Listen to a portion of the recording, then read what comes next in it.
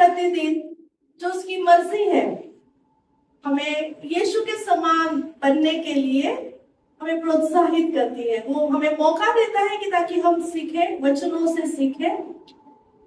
हम संडे भी वचनों से सीखते हैं, लेकिन जो डिसाइपलशिप ट्रेनिंग, डिसाइपलशिप जो मीटिंग है, ये बहुत खास होती है और ये क्लोज सर्कल में ली जाती है। जैसे संडे का सर्मन होता है तो वो सबों के लिए होता है, आशीष का वचन है, जैसे बहुत कुछ चीजें संडे के सर्मन में बहुत ही ग्रोथ रहता है। लेकिन डिसाइपलशिप ये वो है कि कई बार हमारे लिए वचन करेक्शन के लिए लाता है और कई बार हमारी कमियों को दिखाने वाला, हमें उभारने वाला, हमें उत्तेजित करने वाला, हमें एनकरेज करने वाला, हमें मार्गदर्शन करने वाला और हमें वहां ले जाने वाला जहां हमें होना चाहिए। Praise the Lord. Joyce mayor का एक बोल्ड स्टेटमेंट है, वो कहती है कि मैं परमेश्वर का धन्यवाद देती हूँ कि आज जो मैं हूँ, मैं धन्यवाद देती हूँ कि जैसे मैं कल थी मैं वैसे आज नहीं हूँ। बेहतर है मैं वो बनी नहीं हूँ अब तक जो खुदा मुझे बनाने जा रहा है, वो अभी मैं बनी नहीं हूँ। लेकिन परमेश्वर का बड़ा धन्यवाद कि मैं वो नहीं हूँ जो मैं कभी हुआ करती थी। प्रभु के नाम को धन्यवाद। मैंने थोड़ा उसे अलग अलग तरीके से बताया, लेकिन आप समझ पाए होंगे मैं जो कहना चाह रही हूँ कि प्रभु की दासी ये कहना चाह रही है कि हम दिन प्रतिदिन परमेश्वर के वचनों से जब हम सीखते हैं तो हम दिन प्रतिदिन हम बदलते जाते हैं। और बदलना जैसे संसार का नियम है, बदलना, सीजन चेंज होते हैं, वैसे मसीहत में भी हमें मसीह के रूप में बदलना जरूरी है। तो इसलिए ये डिसाइपलशिप होती है ताकि हम हमारे जैसे हमने कल वचन को हमने सुना कि परमेश्वर के लेंस से देखे, परमेश्वर के चश्मे से देखे, और जैसे खुदा हमें देखता है वैसे देखने के लिए ये डिसाइपलशिप मीटिंग होती है ताकि हम परमेश्वर के चेलों के समान, जैसे यीशु मसीह ने अपने चेलों को तैयार किया, तब भी यहूदा इस्करियोत साथ था, जब पता था यीशु मसीह को कि एक दिन ये मुझे पकड़वा ले जाएगा, लेकिन फिर भी यीशु मसीह ने उसके साथ वैसा बर्ताव नहीं किया जैसा होना चाहिए। अगर हमें कोई अगर बताए कि किसी के दिल में हमारे लिए अच्छी नहीं है तो हम पहले से उससे बहुत दूरी रखते हैं, हम उस रास्ते ही नहीं जाना चाहते, राइट? लेकिन यीशु मसीह ने वैसा बर्ताव नहीं किया। उसने चेलों के साथ बहुत ही प्रेम, बहुत ही क्षमाशील व्यवहार था उनका जब तक वो चेलों के साथ थे। चेले और यीशु मसीह का चले जाने के बाद, जैसे जी उठने के बाद भी चेले अपने अपने जगह पर चले गए, अपने अपने काम पर चले गए। पतरस फिर मछली पकड़ने के लिए चला गया, लेकिन परमेश्वर का प्रेम इतना भारी है कि वो उसे वापस लौटा ले आया। हालेलुया। तो आज हम कुछ ऐसी बातों को हम सीखते हैं। आज का डिसाइपलशिप का विषय है उत्तम भाग को चुने। जो खुदा ने हमारे लिए रखा है उस उत्तम भाग को चुने। आइए हम दुआ करते हैं। स्तुति धन्यवाद प्यारे पिता प्रभु यीशु के नाम से खुदा हम आपके चरणों में आते हैं राजा। खुदा बाब आपने कहा है प्रभु जी की चेले बनाए।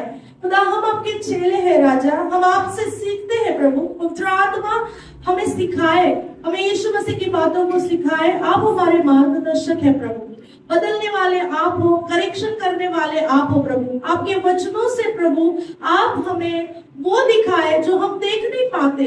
खुदा बाप हमें बदल दीजिए आपके स्वरूप में। हम आज तैयार है प्रभु आपके वचनों से सीखने के लिए। खुदा बाप हम केवल सुनने वाले नहीं, लेकिन सुनकर उस पर चलने वाले हो सके, इसलिए हमारी तैयारी कीजिए। पवित्र आत्मा मैं अपने आप को आपके हाथों में सौंपती हूँ प्रभु। मेरी सारी गलतियों को माफ करे प्रभु जी। मैं अपने आप को समर्पित करती हूँ प्रभु। खुदा बाप एक इंस्ट्रूमेंट के समान प्रभु मुझे इस्तेमाल करे राजा। खुदा मेरी जबान को आपके हाथों में सौंपती हूँ प्रभु जी। आप कंट्रोल लीजिए प्रभु और आप उसे इस्तेमाल कीजिए प्रभु जी। आपकी शब्द प्रभु मुंह मेरा होने पाए, लेकिन शब्द आपके होने पाए राजा। खुदा यहाँ पर उपस्थित और ऑनलाइन सुनने वाले हर एक व्यक्ति को प्रभु जी अब जो आपकी उपस्थिति, भारी उपस्थिति यहाँ पर है, वही महसूस होने पाए प्रभु जी, हर एक टाइम जोन में। खुदा आपने ऐसे किया, इसलिए धन्यवाद राजा। प्रभु यीशु के नाम से मांगते हैं, सुनो ग्रहण करें, आमीन। Praise the Lord. आज का विषय है कि उत्तम भाव को चुने, कैसे चुने, उत्तम भाव को हम कैसे चुन सकते हैं। जब उत्तम भाव की बात आती है तो आप सभी को शायद आपको पता हो गया होगा कि मरियम के लिए यीशु मसीह ने कहा कि इसने उत्तम भाव को चुन लिया है।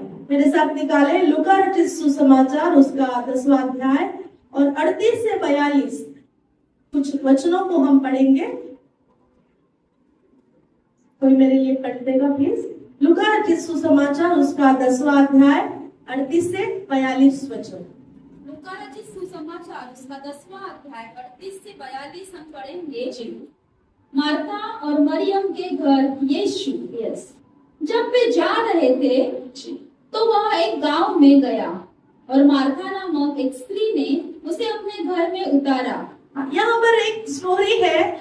वचन कहता है कि जब यीशु मसीह और उसके चेले जब जा रहे थे तो एक गांव में वो गया और वहां पर मार्था नाम की एक स्त्री थी। उसने यीशु मसीह को अपने घर में उतारा।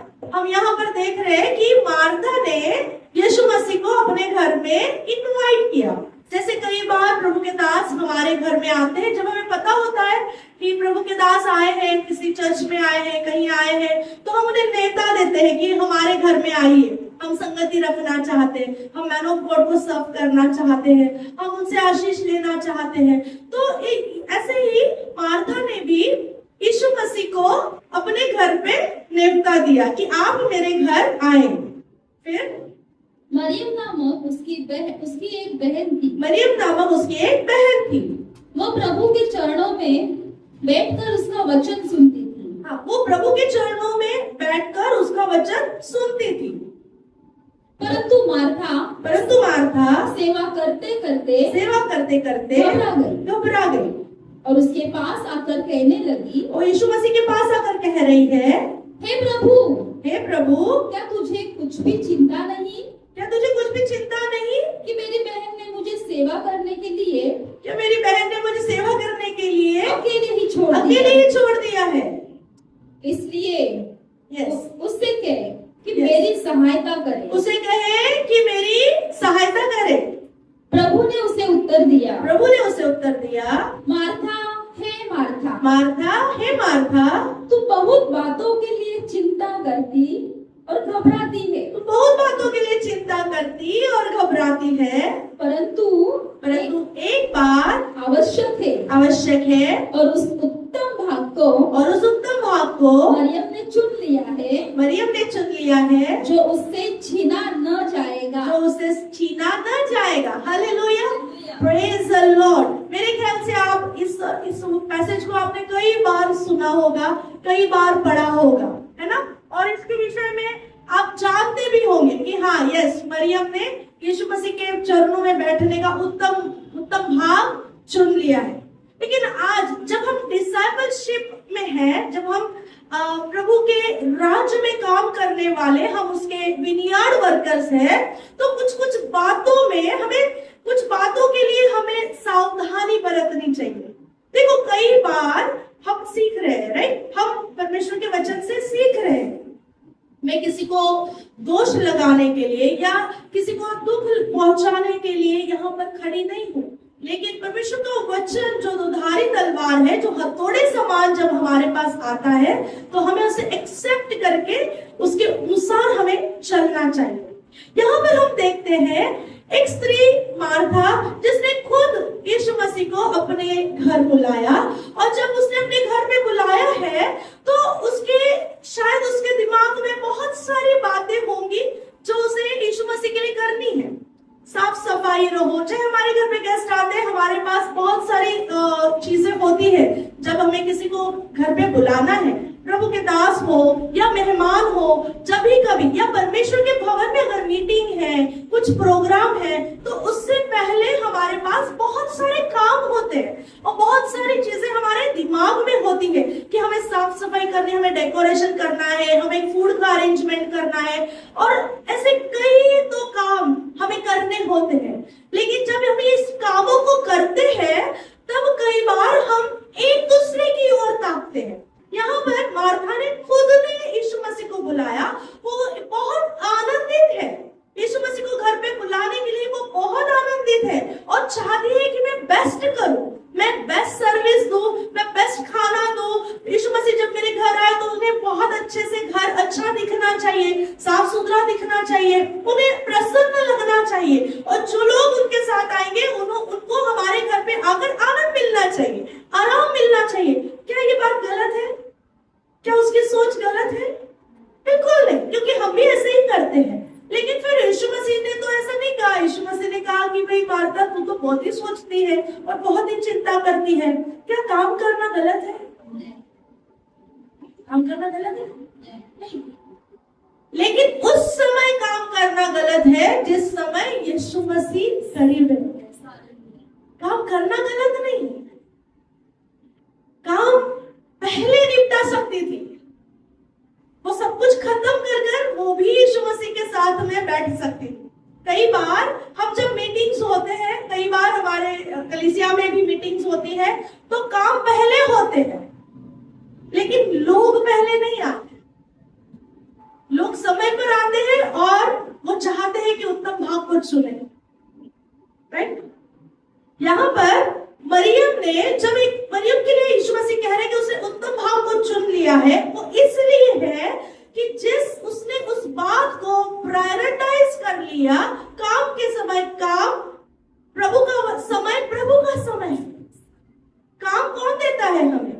खुदा देता है, परमेश्वर की ओर से। देखो कई बार हम प्रेयर रिक्वेस्ट मांगते हैं, प्रभु हमें काम दो, हमें काम चाहिए, जॉब चाहिए। हम प्रेयर रिक्वेस्ट के लिए भेजते हैं, पास्टर के पास प्रार्थना निवेदन भेजते हैं, हमें काम चाहिए। और खुदावन जब काम देता है तो कहते हैं नहीं, हम तो भाई आ नहीं सकते अभी कलीसिया, क्योंकि संडे को छुट्टी नहीं है, हम तो अभी नहीं आ पाएंगे क्योंकि हमारा काम है, हमारे कुछ और काम है, कुछ ऐसा काम है, अभी मेहमान आ गए, अभी ऐसा हो गया, वो हो गया। हम रीजंस देते हैं। यहाँ पर वचन क्या कह रहा है कि हमें चेले होने के नाते हमारा समय हमें प्रायोरिटाइज करना जरूरी है। काम करना उचित है, लेकिन परमेश्वर की सेवा में हमारा काम नहीं आना चाहिए। हमारा काम सेवा में नहीं आना चाहिए। जब परमेश्वर का राज्य है, जब वचन की बात आती है, जब परमेश्वर के साथ में बैठने का समय है, जब यीशु मसीह के चरणों में बैठने का समय है, उस समय में अगर हमें याद आता है, कई बार आप प्रार्थना में बैठोगे तो याद आएगा, अरे बर्तन कितने गंदे दिख रहे हैं।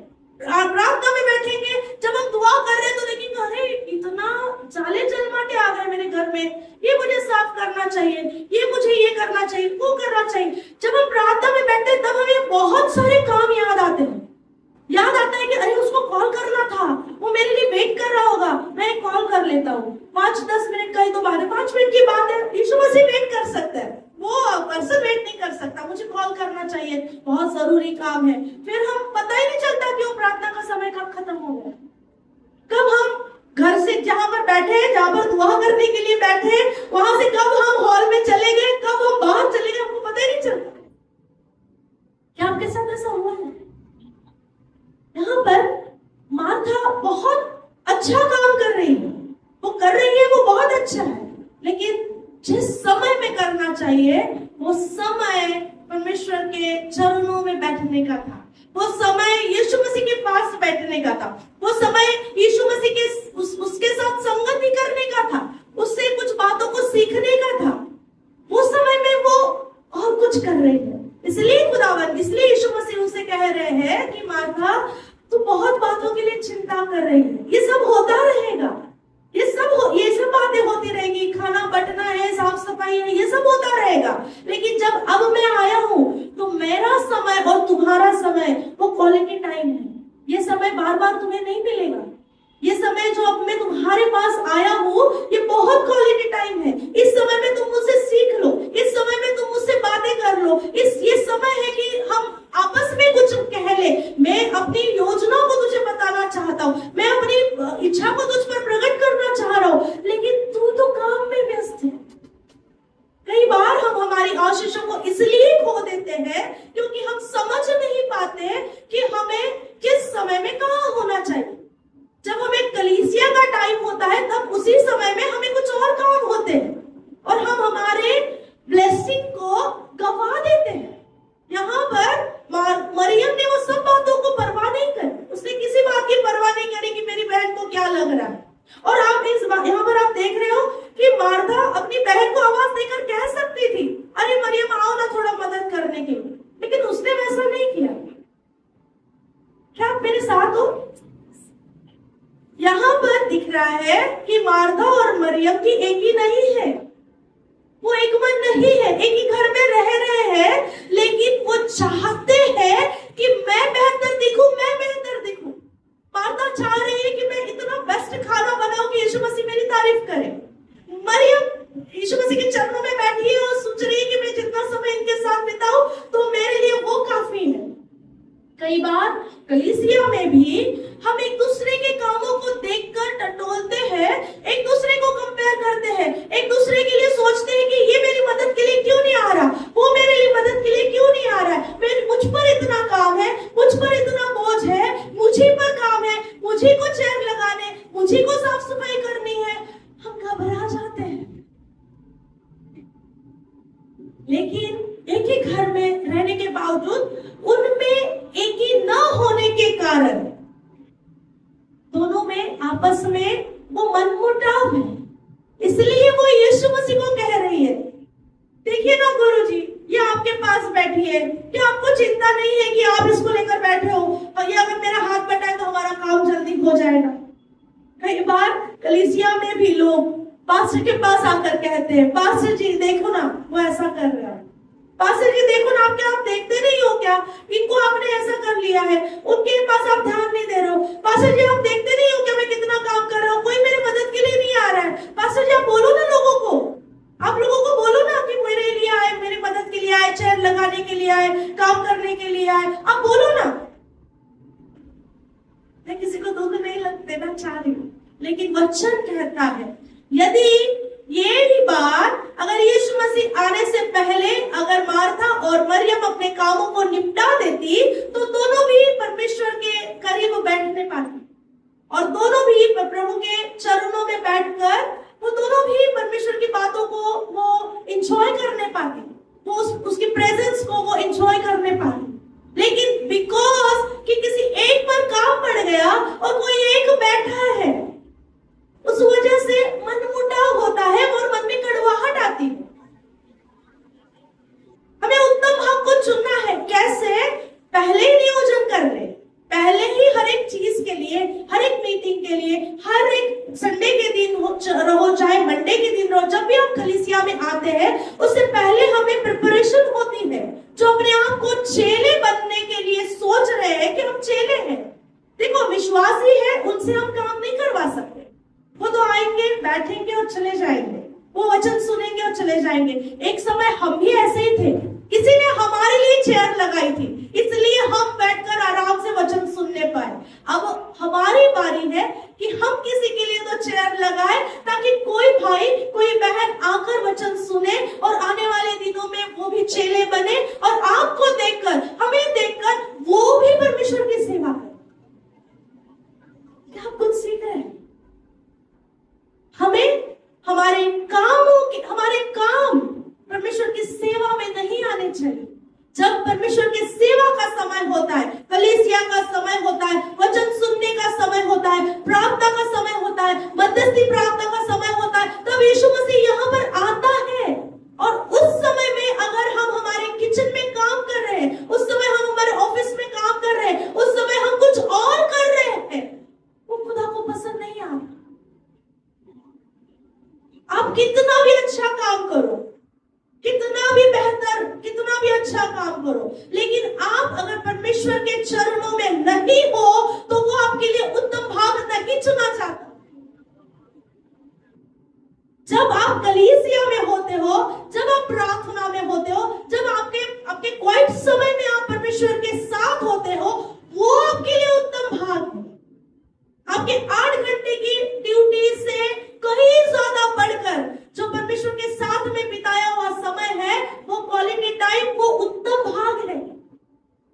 वो आपको चलाता है, वो आपको स्ट्रेंथ देता है, वो एनकरेज करता है। परमेश्वर की उपस्थिति में रहना ये सबसे प्रेशियस है प्रिय, सबसे प्रेशियस, इससे ज्यादा बढ़कर और कुछ नहीं है, सोने चांदी से भी ज्यादा। हर एक इस दुनिया के कितनी भी प्रेशियस चीजें हैं जो लाखों और करोड़ों की मतलब उसकी वैल्यू है, लेकिन वो हमारे यीशु मसीह के चरणों में बैठने से वो बस फीकी है, सब फीकी। जब हम यीशु मसीह के चरणों में बैठते हैं वो हमारे लिए प्रेशियस, वो हमारे लिए ट्रेजर है। हमारी तिजोरी में पैसे है नहीं है मायने नहीं करता, लेकिन जब हम परमेश्वर के उपस्थिति में उसके चरणों में जब हम बैठते हैं, खुदा का वचन कहता है वो आपके लिए उत्तम भाग है। आज खुदा के उत्तम भाग को चुने।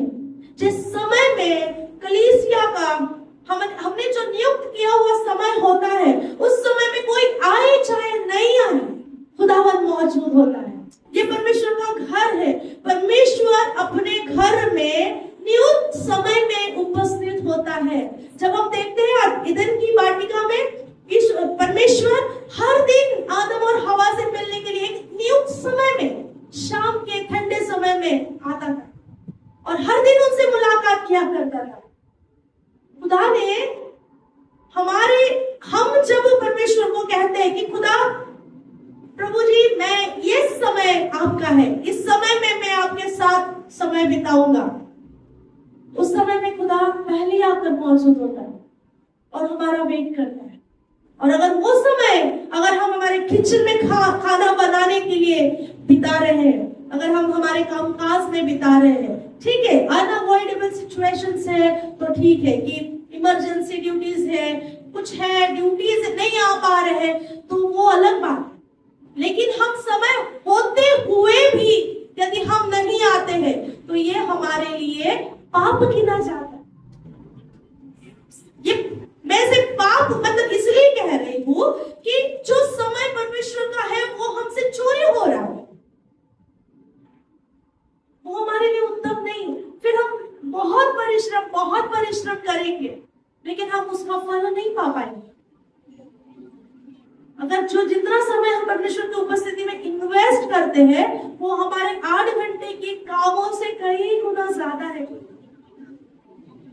हम सोचते हैं कि हम कमा लेंगे, वो समय हमारा कमाई का समय हम कमा लेंगे। कई बार संडे के दिन बहुत सारी चीजें एक साथ आती है जो हफ्ते में ऑर्डर नहीं होती है, संडे को आ जाती है और हम सोचते हैं कि अरे यार इस हफ्ता भर कुछ भी काम नहीं था और अब संडे को आ गए हैं तो मैं अभी क्या करूं, मुझे चर्च भी जाना है, लेकिन फिर हफ्ता भर मेरा कैसा चलेगा, अब मैं क्या करूं। ये सारी बातें ये डिस्ट्रैक्शन है। ये परमेश्वर हमारे विश्वास योग्यता को देखता है कि क्या मेरा बेटा, क्या मेरी बेटी फेथफुल है, अपने वायदे के लिए फेथफुल है। यदि आप फेथफुल है तो आपकी कोई हानि नहीं होगी। खुदावन आपको वो अलग तरीके से ब्लेस करेगा।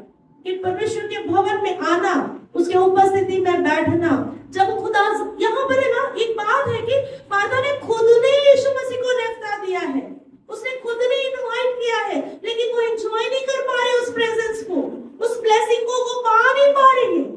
तो क्या बात है कि वो पा नहीं पा रही है। देखो गेस्ट आ रहे, हमारे घर पे गेस्ट आ रहे हैं, लेकिन हम उनको अच्छी तरीके से सर्व नहीं कर पा रहे, नाराज है, हम खुशी से उनको सर्व नहीं कर पा रहे, तो गेस्ट भी अनहैप्पी और होस्ट भी अनहैप्पी, तो क्या फायदा उसमें। इससे बेहतर है, कई बार हमारे घर पे गेस्ट आते हैं और उस समय अगर मेहमान आए हैं और मेहमान बैठे हैं बाहर सोफे पे बैठे हैं और हम यदि अंदर हैं और आधे घंटे से हम बाहर ही नहीं आ रहे, हमें बहुत काम है, हमने साफ सफाई निकाली है, कुछ निकाला है, कुछ है।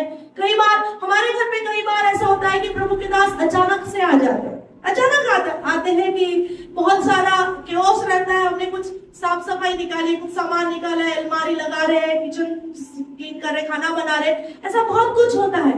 लेकिन उस समय में अगर प्रभु के दास आए, प्रभु के जन आए, तो हम वैसे ही छोड़ देते हैं, उन चीजों को वैसे ही छोड़ देते हैं और पहले उनको अटेंड करें। यदि हम ऐसा ना करें तो कैसा लगेगा प्रियो। अगर गेस्ट हमारे घर पे आए और आधे घंटे से वेट कर रहे हैं और हमारी चाय बनी नहीं रही आधे घंटे से, हम अंदर है चाय बना रहे करके कह रहे हैं, हम अंदर किचन में है और बनी नहीं रही, आए ही नहीं बाहर आधे घंटे, तो वो गेस्ट को कितना इंसल्ट फील होएगा। अरे मैं अभी हमको आना नहीं चाहिए, शायद हम वो गलत समय पे आ गए। कई बार कैसे ऐसा बोलते, सॉरी हम आपके रॉन्ग टाइम में आ गए। और फिर अगर यदि वो यीशु मसीह में है तो हमारी आशीषों को चुन ली। कई बार वचन कहता है कि कई बार लोगों ने अनजाने में स्वर्गदूतों को सराया है ना। यीशु मसीह स्वर्गदूत कभी भी किसी भी वक्त आपकी मुलाकात ले सकते हैं। आपके घर में, कलीसिया में, जब आप बाइबल पढ़ते हो, आप दुआ करते हो, आप ट्रेन में हो, ट्रैवल कर रहे हो, परमेश्वर किसी भी रूप से आपकी मुलाकात ले सकता है। हमारा परमेश्वर ओमनी प्रेजेंट है, वो सब जगह पर मौजूद हो सकता है और सब जगह पर का सारा सिस्टम का कंट्रोल वो लेता है। और वो चाहता है जब वो चाहे वो अपने बेटे अपने बेटी को मुलाकात करने के लिए आ सकता है। क्या हम तैयार? अपने कामों को प्रायोरिटाइज करें। जब परमेश्वर का समय है, परमेश्वर के आप चेले होने के नाते आपके ऊपर रिस्पॉन्सिबिलिटीज है। मैं आपको ये क्यों कह रही हूँ, शायद आपके जहां से आप आए हो, शायद वहां पर आपके ऊपर कोई जिम्मेदारी दी नहीं होगी, इसलिए तभी आपको लगता था अरे क्या ये लोग बार बार काम बताते रहते हैं। परमेश्वर के हम कलीसिया जाना और वापस आना।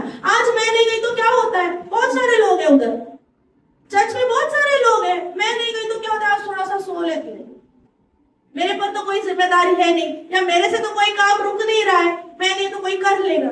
हाँ जरूर से कोई भी कर लेगा, परमेश्वर का काम रुकता नहीं है, लेकिन फिर आप अपने आशीषों से चूक जाओ। परमेश्वर के भवन में जब भी कभी यहाँ पर होए, चाहे कहाँ पर भी होए, जब भी कभी कोई मीटिंग है, प्रार्थना का समय है, उससे आधे घंटे पहले आए। चेलों का ये क्वालिटी होना चाहिए कि वो पहले आए ताकि विश्वासियों के लिए तैयारी कर सके। यदि आप विश्वासी बने रहोगे तो आप कभी भी चेले नहीं बनोगे। आप हमेशा वेट करोगे कि कोई तो मुझे मदद करे, कोई तो मेरे लिए चेयर लगाए, कोई तो मेरी मदद करे, कोई मुझे छोड़े, कोई मुझे वहां से कलेक्ट करे। हमेशा आप डिपेंडेंट रहोगे, जैसे मार्था डिपेंडेंट थी मरियम पर कि इसने मेरी मदद करनी चाहिए। वो उस समय में मांग रही है मदद, जो समय में मरियम यीशु मसीह के चरणों में बैठी। अगर दूसरा समय होता तो शायद मरियम मदद करती भी हो, है ना। प्रार्थना का समय है, वो परमेश्वर का समय है, वो बहुत जरूरी, बहुत इंपॉर्टेंट, बहुत प्रीशियस समय है। उस समय में आप कोई काम ना करें, उस समय में परमेश्वर के चरणों में बैठे रहे, क्योंकि वही उसी में आपकी भलाई है। सारी बातों को साइड में करें, काम होते रहेगा। आपको 24 घंटे मिले हैं, होते रहेंगे। आज एक दिन अगर कपड़े नहीं धुले कोई बात नहीं, थोड़ी देर से धुले कोई बात नहीं, थोड़ी देर के बाद कर लेना। खाना बनाना थोड़ी देर के बाद कर लेना, लेकिन जो खाना, जो आत्मिक खाना यहाँ से मिलेगा वो आपको पूरे समय तक चलाते रहेगा, पूरे हफ्ते भर चलाएगा। अपने उत्तम भाव को जाने कि मेरे जीवन में उत्तम भाव क्या है। वो परमेश्वर के राज्य में ठहरे रहना, यह हमारे लिए उत्तम भाव है। परमेश्वर की सेवा में काम आना, यह हमारे लिए उत्तम भाव है। प्रभु के जन की सेवा करना, यह हमारा उत्तम भाग है। हमारे काम तो होते रहेंगे। उत्तम भाग को चुनो, जैसे मरियम ने चुना, और एक दूसरे के प्रति वो ये जैसे मार्था वो चाहत रख रही है कि मरियम ने मुझे मदद करना चाहिए। ये चाहत खुद की चाहत नहीं होनी चाहिए। मतलब कोई हमें पता है, मैं अगर गौरव को बोलूं तो गौरव जरूर से करेगा, लेकिन मेरी गौरव को बताने की नौबत ही क्यों है। मैं अगर किसी को काम बोलूं तो हाँ वो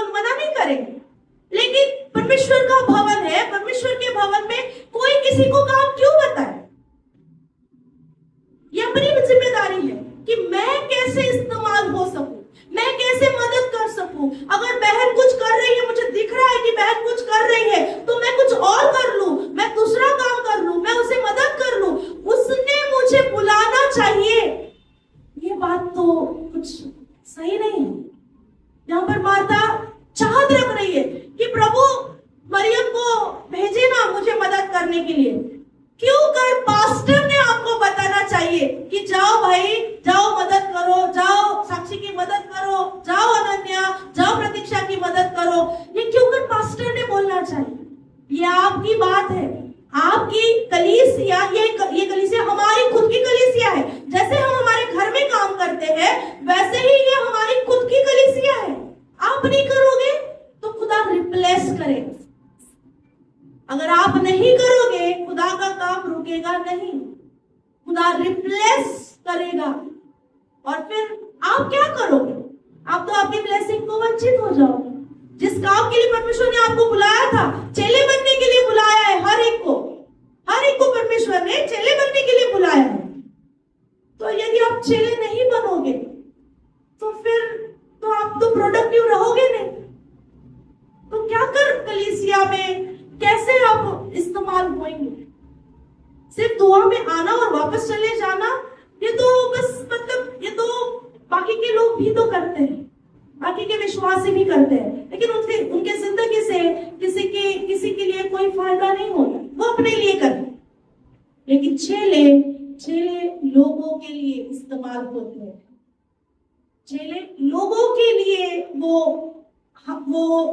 जो विश्वासी लोग आने वाले हैं, जो नए लोग आने वाले हैं, जो परमेश्वर के राज्य में नए सोल आने वाले हैं, उनके लिए चेले इस्तेमाल होते हैं।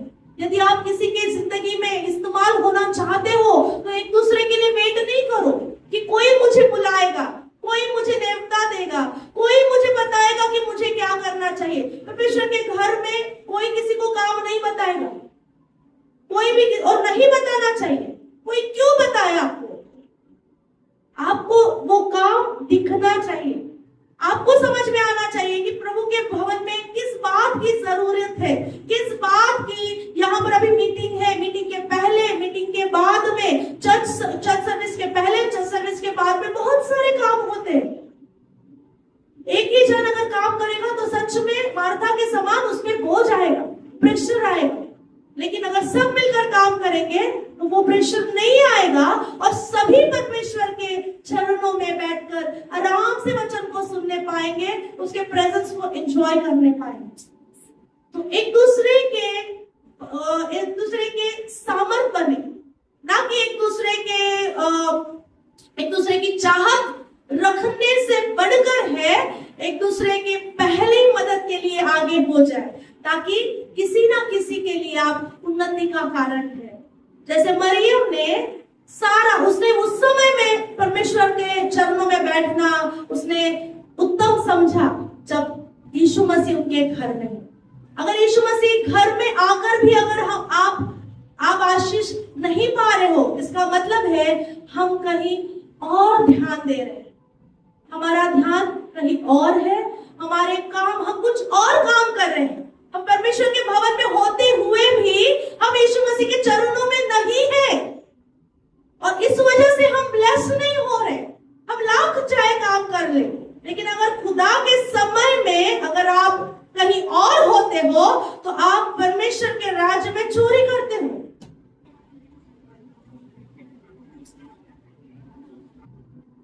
कोशिश करें, खुदा से दुआ करें कि प्रभु मैं वो समय को मैं गंवाना नहीं चाहता। वो समय जो आपका समय है, कलीसिया का समय है, दुआ का समय है, प्रार्थना करने का। आप क्या समझते हो, वो बुधवार की जो प्रार्थना होती है, मध्यस्थी प्रार्थना, वो इन सभी प्रार्थनाओं से बढ़कर वो मध्यस्थी प्रार्थना है, क्योंकि वो आप सबों को प्रोटेक्शन देती है। सबों के घर में हम अपने घर में सुकून से रह पा रहे हैं, हम हमारे घर में शांति से रह पा रहे हैं, आनंद से रह पा रहे हैं, इसलिए क्योंकि कोई तो मध्यस्थी कर रहा है। कलीसिया में यहाँ पर पास्टर है, लीडर्स है, हम सब मिलकर यहाँ पर मध्यस्थी कर रहे हैं, तब जाकर हमारी कलीसिया के लोग सुकून से हैं। यदि आप किसी के लिए दुआ नहीं करोगे तो कैसे आप एक्सपेक्ट करते हो कि आपके लिए कोई दुआ करे?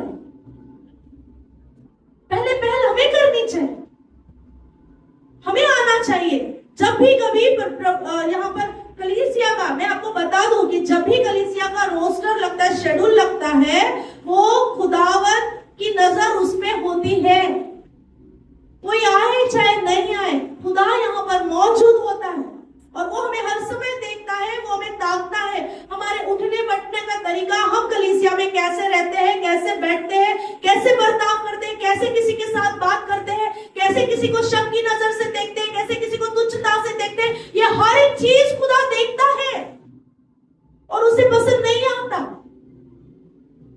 एक दूसरे के प्रति प्रेम से रहे।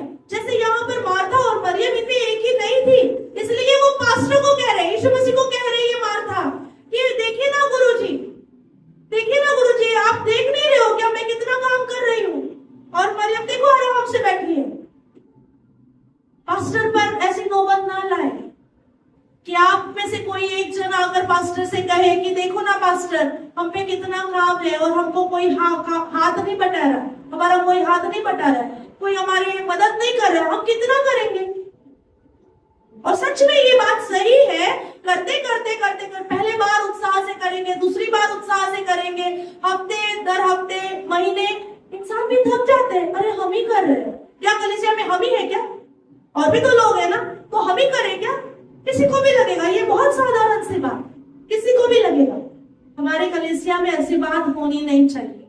सब लोग मिलकर, जो लीडर्स हैं, जो चेले बनना चाह रहे हैं, जो परमेश्वर के राज्य में काम करना चाह रहे हैं, ये भी प्रभु का काम है।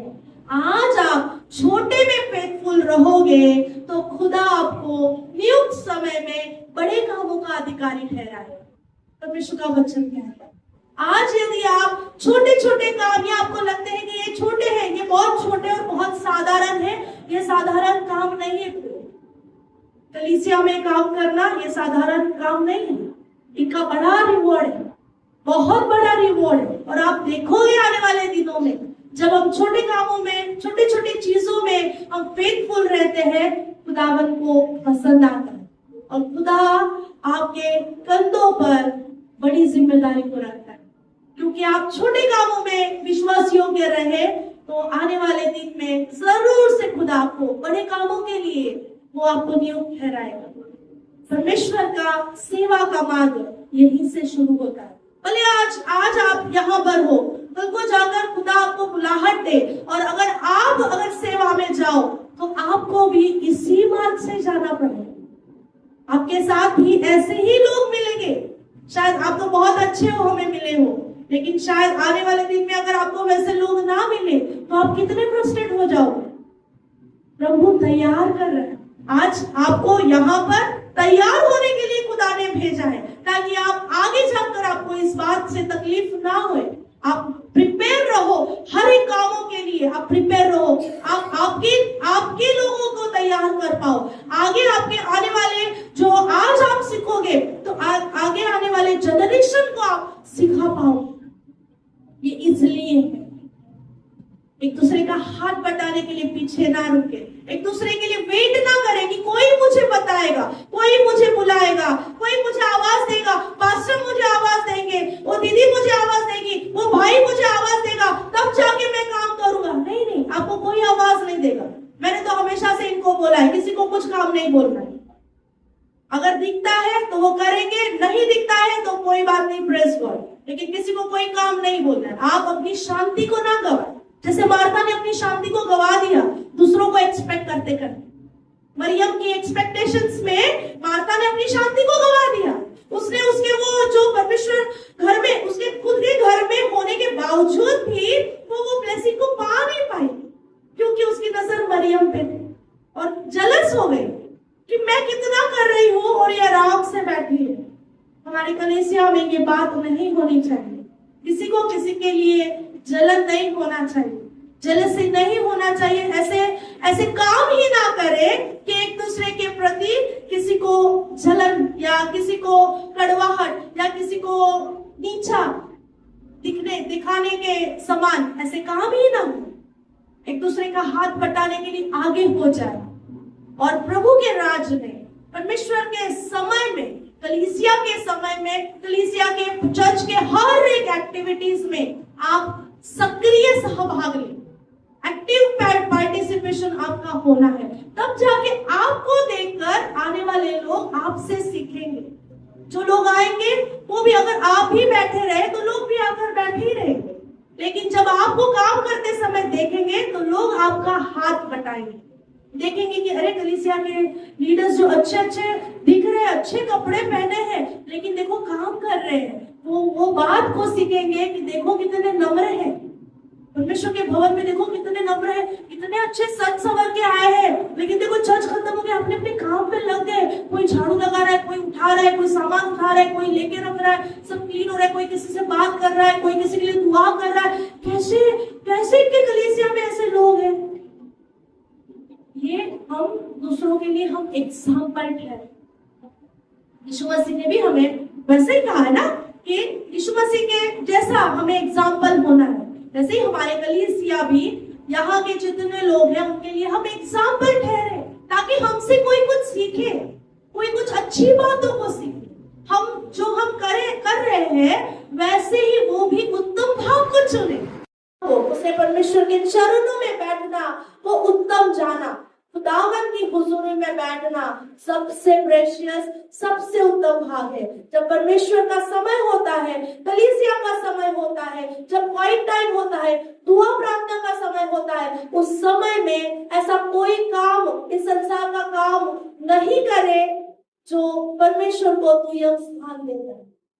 हमेशा हमारी जिंदगी में परमेश्वर का स्थान प्रथम स्थान आना चाहिए, हमारे रिश्तों में प्रथम स्थान होना चाहिए, हमारे पैसों में प्रथम स्थान होना चाहिए, हमारी चाहत में, डिजायर में, हमारे थॉट प्रोसेस में यीशु मसीह को प्रथम स्थान होना है, तभी हम उसके चरणों में बैठ पाएंगे। परमेश्वर करे कि आज का वचन हम सबों के लिए आशीषित हो। आइए हम दुआ करते हैं। स्तुति धन्यवाद प्यारे पिता प्रभु यीशु के नाम से प्रभु हम आपके चरणों में आते हैं राजा। खुदा बाप प्रभु हमने जैसे आज सीखा प्रभु जी, खुदा जब भी हम कलीसिया में आते हैं प्रभु, हम आते तो है बहुत आनंद के साथ, लेकिन खुदा यहाँ से जाते समय हमारा आनंद कहीं ना कहीं खो जाता है, जैसे मार्था का खो गया था। लेकिन खुदा आज से प्रभु हम दुआ करते हैं प्रभु जी, हम हमारे आनंद को खोने न देंगे प्रभु जी, हम मरियम के समान प्रभु आपके चरणों में बैठे रहेंगे। हम चुनाव करेंगे खुदा कि हर समय प्रभु हम आपके चरणों में बैठे रहे प्रभु जी, हमारे कामों में, हमारे रिश्तों में, हमारे कामकाजों में, हमारी सोचों में सबसे प्रथम स्थान प्रभु जी हम आपको देना चाहते हैं राजा। खुदा बाप हमारी अगुवाई करे प्रभु जी, मरियम के समान प्रभु जी हमारे हर कामों में प्रभु हम आपको प्रथम स्थान दे प्रभु जी, हमें ऐसा ही करना राजा। खुदा बाप हम आपके मर्जी के मुताबिक चलना चाहते प्रभु जी, स्वर्ग राज का उद्देश्य हम पूरा करना चाह रहे प्रभु जी। खुदा बाप यहाँ पर जितने लोग उपस्थित है प्रभु जी, हर एक को प्रभु जी उत्तम भाग चुनने के लिए सहायता करे प्रभु, आपका अनुग्रह दे प्रभु, ताकि वो अपने सारे शेड्यूल में, बिजी लाइफस्टाइल में भी प्रभु जी वो आपके प्रेजेंस के लिए, आपसे मिलने के लिए, उस उत्तम भाग को चुनने के लिए प्रभु जी इनके जीवन में वो अनुग्रह दीजिए राजा। खुदा आपने से किया इसलिए धन्यवाद प्रभु जी। खुदा बाप जैसे आप हमसे प्रेम करते हो, हम भी आपसे बहुत प्रेम करते हैं राजा। खुदा बाप और अधिक आपसे प्रेम करने के लिए हमें सिखाए प्रभु, पवित्र आत्मा हमारी अगुवाई करे, यीशु के सदा नाम से मांगते हैं, आमीन आमीन। परमेश्वर आपको बहुत ब्लेस करे।